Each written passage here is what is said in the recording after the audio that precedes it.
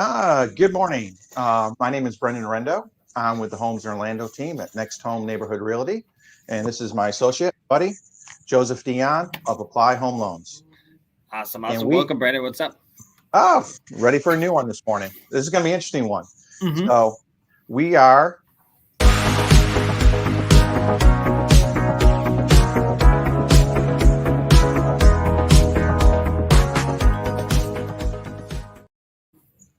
I had to do that one. I worked on it all week. How'd it come out? Pretty good? Okay. All right. I like it. All right. Stepping it up.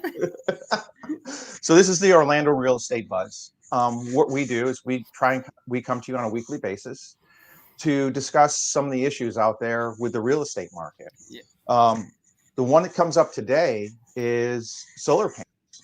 And the reason why I picked this one is I was at a appraisal meeting, and it just was doing a conversation with the appraiser, and I'd asked him because it's come up for me several times, especially recently showing a client down in Davenport. There were several houses with solar panels on them. Mm-hmm. And I needed to know, how do I count those in the value of a house? Yeah. And he goes, oh, now it's easy. I'm like, it is? He goes, yeah. In December, Fannie Mae came out with guidelines for solar panels. Mm-hmm. And you know, it's the first time they've actually kind of put something together. And it was kind of interesting because it puts a lot of responsibility on you, Joseph. Yep. Now, and let's go, we can take a look at that real quick. Let me share.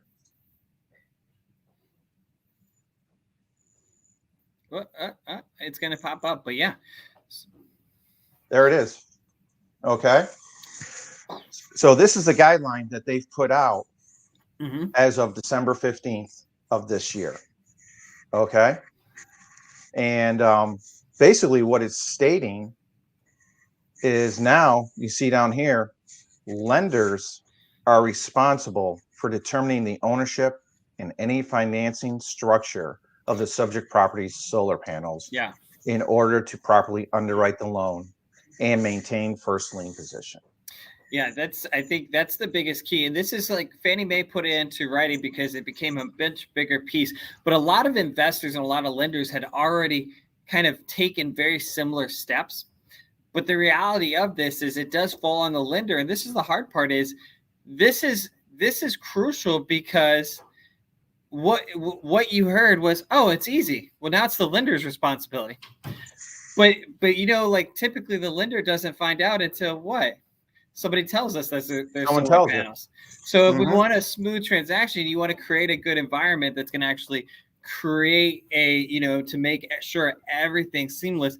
We really need to know going into it that, hey, there's solar panels. And why is that? Well, it's because of debt to income. Yep.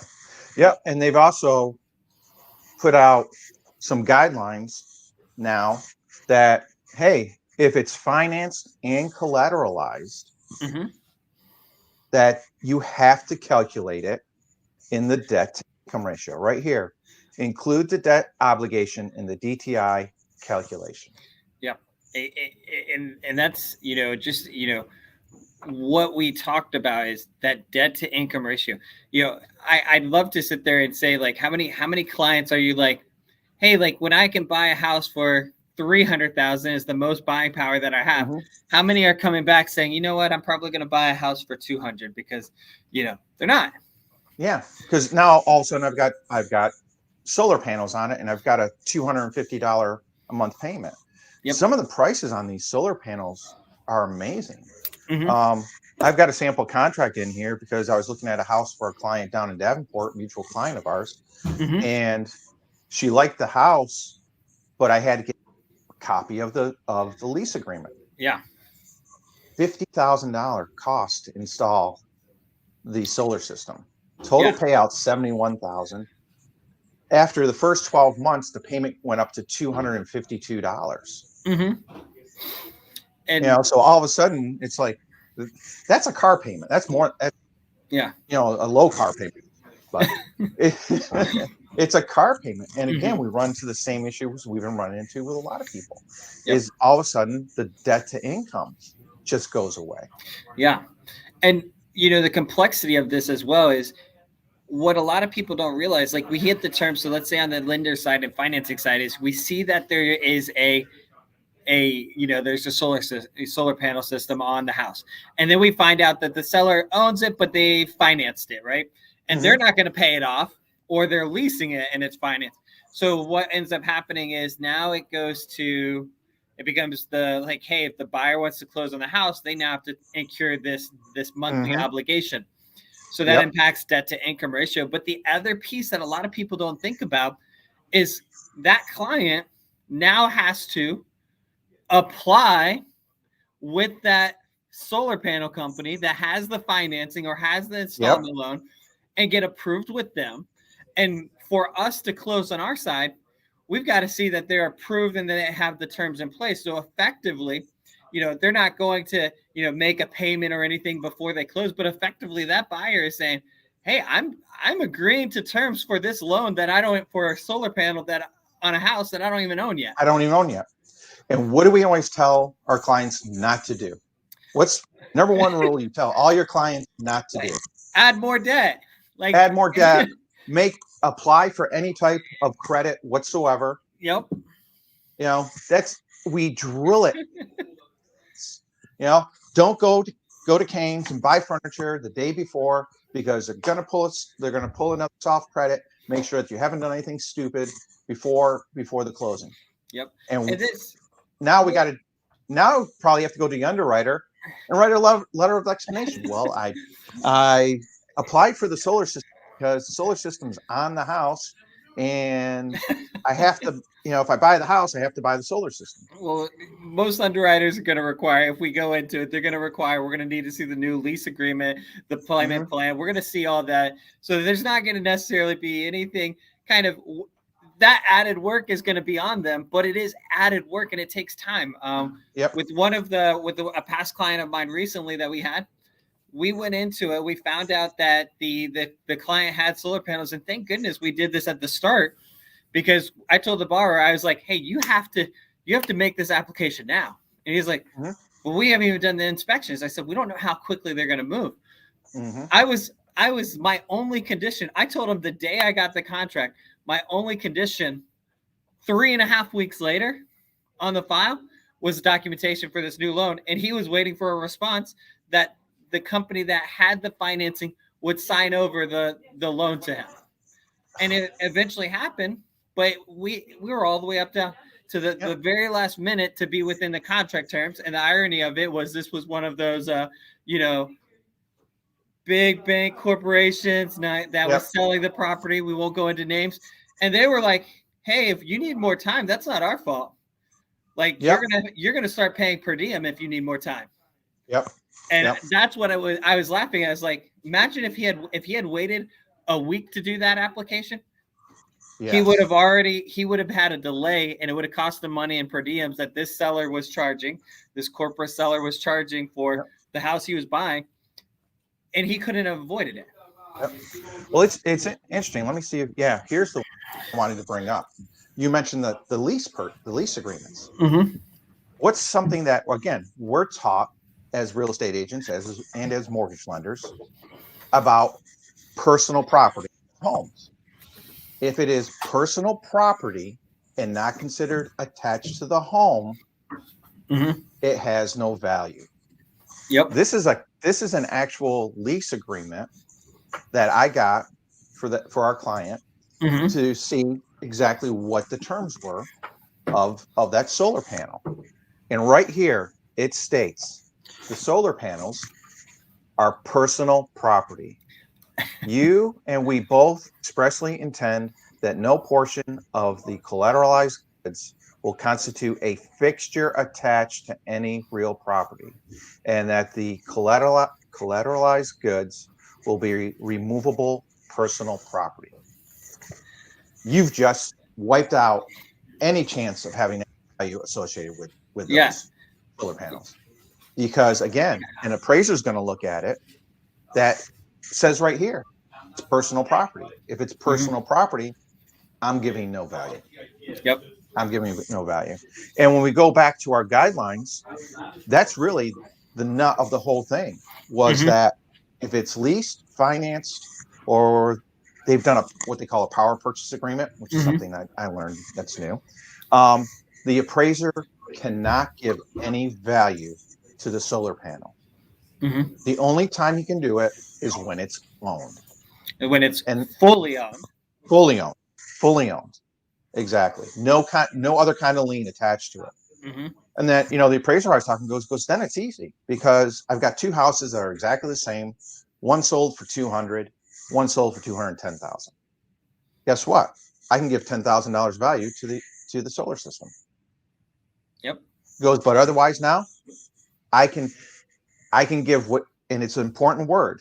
It's consideration.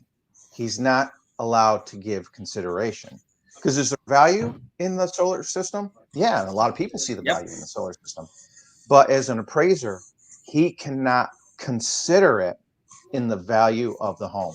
And that's a consider. That's a very powerful word. That's something that a lot of people and a lot of agents and a lot of professionals, a lot of buyers and sellers have to understand is that depending on the property, because like I think people look at it and they go, oh, well, that system costs $50,000.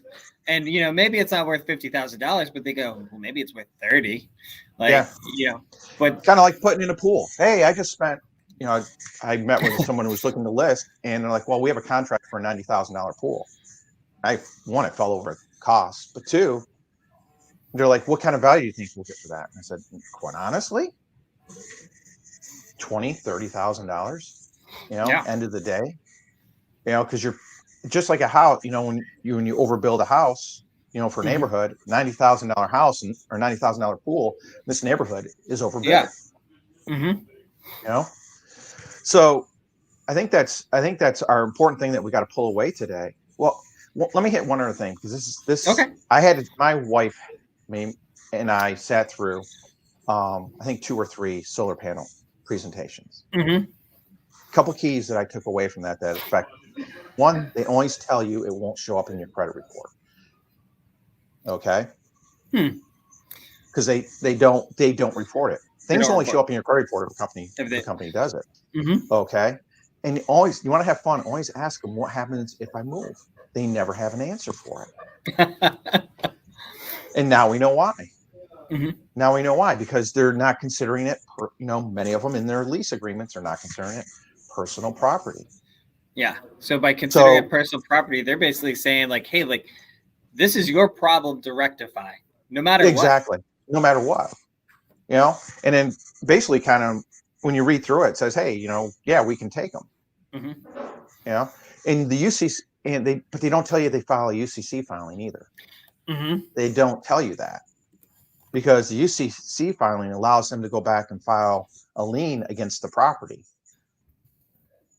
So you've got to have all your ducks in a row. If you own a home with solar panels and you are thinking of selling, this is another task for you. You've got to get all your stuff pulled. If it's not showing up on your credit report, make sure you've got a copy of your lease. Okay. Finding UCC filings is not the easiest thing in the world either. It's kind of a pain in the butt. You're right. So, like one quick cap that I want to talk about as well is, we're in Central Florida, so we're in Florida, and Florida had, there was a number of different programs. One that stands out to mind is like PACE, the Property Assessed Clean Energy Program. So it's actually a incentivized program in Florida that did it, but that's actually one of the few that there's certain loan types. For instance, FHA, if there is a PACE like program was used to get solar panels on your home, you can't get FHA financing. Oh. And the reason being is there's a number of different things, but one of the things that kind of stuck out to me is the PACE loans don't allow subordination. Gotcha. And that was the big thing with the Fannie Mae guidelines is that Fannie Mae has to be in first position. Yep. Yeah. No lender is going to take second. Like nobody's going to lend 100, like to securitize against the property and be 80, 90, 95% of that value and sit there and say, we'll take second consideration. Yep. So there's a lot more in summary, there's a lot more to the solar panels than just, hey, yeah, throw them up there. Yeah. Oh, I was paying $200 a month, electric bill. Now I'm paying $200 a month for my solar panels. And after 20 years of payments, I won't have to make anymore. Let's see how long those last. Let's see how long those last. And it's interesting to see how many people put them on 2 years ago, 3 years ago, and now selling their house. So it's something, it's going to be added. And this is where, having good communication between your realtor and your lender, because they're going to, we're going to have to dig together to go find this information. Yeah. And I think you mentioned too, like you were out in Davenport area. I'm noticing on my end that there's a lot of new build communities that they're now utilizing this as like a strategy to be like, hey, not only build your house with us, but we partnered with this solar company and they'll put it on and you can finance it all. Like we've got all the, This is all now starting to become a bigger part of the puzzle piece of, what are those loans? Are they creating a second loan? Is it actually just part of the purchase? So those details are going to pop up more and more because builders are using it as incentives to get people to buy in their communities now. Sure. So another fun thing, for us to deal with in the real estate industry. If anyone has any questions on it, always feel free to give Joe a call or I a call or reach out to us. Again, just remember that these days, according to Fannie Mae guidelines, if the solar panels are not owned outright and there's no type and they're not attached to any type of lien, that is the only way an appraiser can give value. If they are leased and you've got to transfer the lease, it's going to count against the buyer's DTI and can cause the deal to go south because all of a sudden they're outside the DTI guidelines. Yep. Anything else, Joe? I think that's it. Thanks so much for having me on the little chat today. Enjoyed it. That was a good one. That was an interesting one. Yeah. You take care. Have a wonderful day. Bye-bye.